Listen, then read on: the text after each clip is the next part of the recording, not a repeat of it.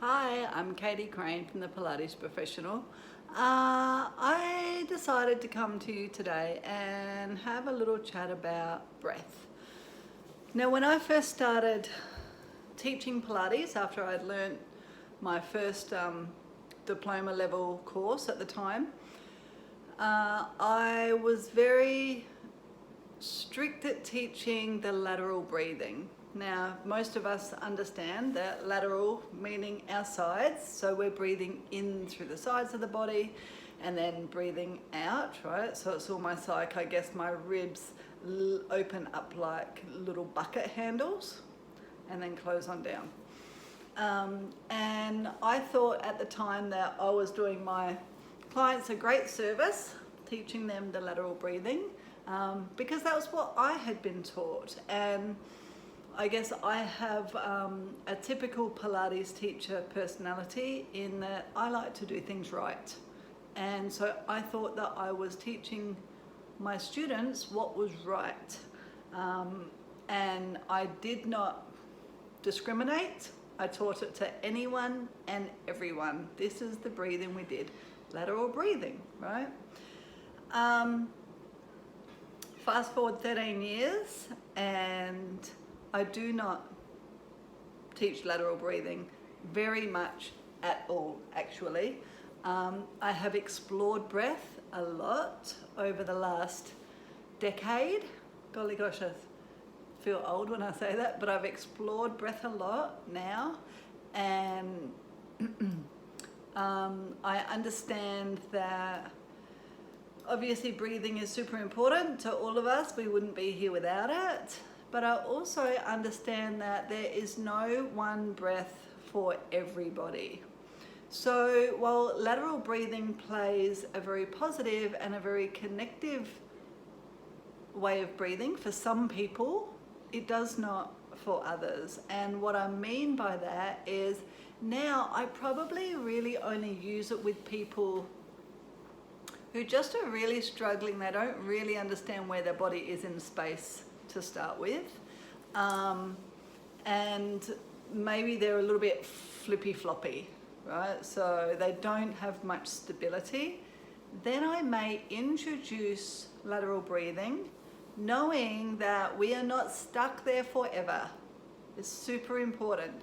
Now, the reason that I am not a fan of lateral breathing for everybody is because if I'm working with somebody who's inherently tight through their thoracic already, or tight through their lumbar even, lateral breathing is just going to tighten them even more. And part of the reason I stopped teaching it, I do love to learn, and I've spent a lot of time looking at different articles and watching different videos of the way other people were teaching lateral breathing. And to me, it's like there's too much force being taught with it for it to be consistently the best approach for people. So this is what I often hear other people saying, both in studios that I've been to, and I've worked with a lot of different teachers as a teacher trainer, but also on DVDs and stuff, or on the interweb. So I hear people say, inhale into the side of your ribs, feel the side of your ribs, or feel your intercostals with air. And as you exhale, feel that the front of your ribs funnel down towards the pelvis, right? I also hear, inhale into the side of your ribs and the back of your ribs. Exhale, feel those tummy muscles scoop in and up. Those two things I don't like, and this is the reason why. When I get my ribs to funnel down towards my pelvis, I mean, I have to brace, right? So then it's a lot of internal, external oblique. It's a lot of rectus abdominals, right? So it's almost a bracing, forceful feeling, right? Now, if all I'm doing is laying on my back and doing footwork, or laying on my back and lifting my leg to tabletop, I can tell you now I do not need to do that bracing action, yeah? The other one that I don't like is that whole feel your tummy muscles scoop in and up, is if I do that, and I know my body very well now, it's very subtle, but it does happen that actually brings me into a very slight flexion of the lumbar spine, right? Or for some people, a slight posterior tilt. And if in fact what we are trying to teach people when they first come to Pilates is to understand their neutral spine in movement, so hip disassociation, you know, maintaining stability kind of stuff, if I'm teaching scooping in and up, I'm actually, that's a precursor for flexion of the spine, right? So the only time I might talk about any type of scoop in your abdominals is if you're going into flexion. So if you're doing like a seated spine stretch, or you know, going into rolling like a ball, those sorts of things. I do not teach abdominals in and up if I'm maintaining neutral. The way that I like to introduce breathing, in fact, is getting people to understand what actually happens through their bones as they breathe, right? Take all of the muscles out of it, because you know what? I know muscles, you know muscles. Why on earth would my client know muscles anyway? Especially when we start talking about pelvic floor and transverse abdominals, which I've heard so many teachers bang on about, assuming that clients even know where those muscles are. I mean, half of our clients probably don't even know where their hamstrings are, let alone how to connect with deep abdominal muscles, right? So this is what I do talk about. And you know, and maybe this is like a whole session, maybe this is something that I do over a few sessions. It's completely client dependent, and that's always the very first thing that I think is the most important thing in Pilates, is there is an individual approach to absolutely every person who walks in the door, right? So the best thing that I can do as a teacher actually is be open to being wrong every day of my life, and be open to learning all the time. So what I'm telling you now, maybe this isn't what I'm doing next year, right? This is only appropriate right now because I'm constantly learning the best way to do things. In any case, what I do at the moment is, as you inhale, feel your collarbones roll open. As you exhale, feel your collarbones roll down. All right, it happens. As you inhale, feel the cavity in your torso expand. As you exhale, feel the cavity in your torso contract.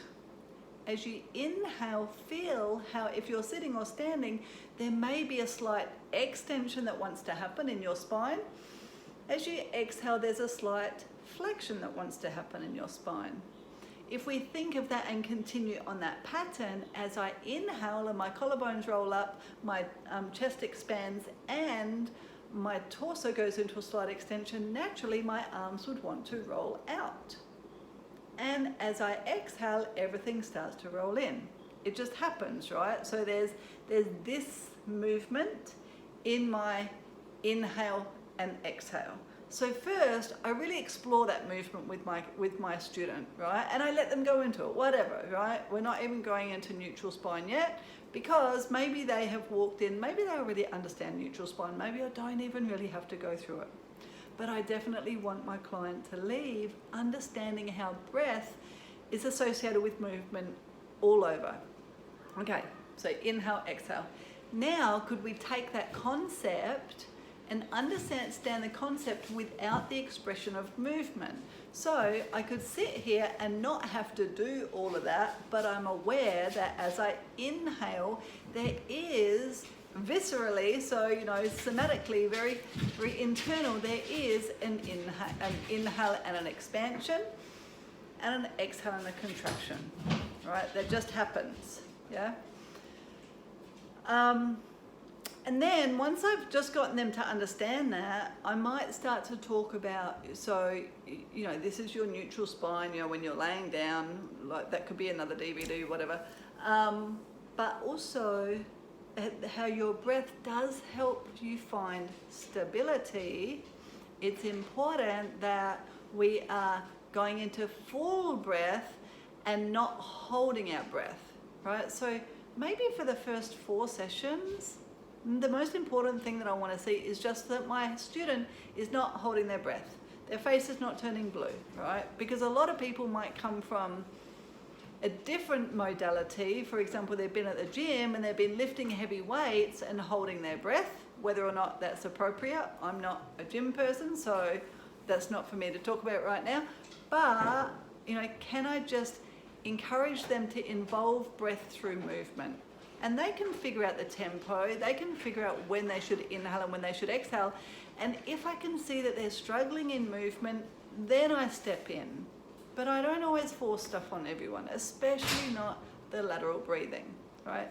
Just food for thought. I'm going to come to you with another video on some sound exercises that can get you as a teacher to feel how different sounds and different types of breaths naturally connect with some of those deep muscles, right? Thanks for joining me. I'm Katie Crane from the Pilates Professional.